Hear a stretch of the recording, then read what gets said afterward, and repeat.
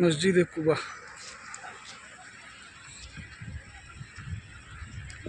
প্রথম মসজিদ।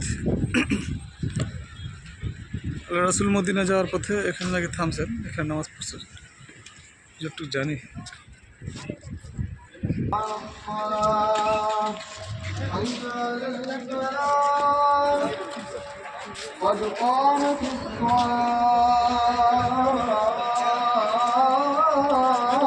মাশাআল্লাহ, আমরা জোহরের রক্তে আসছি।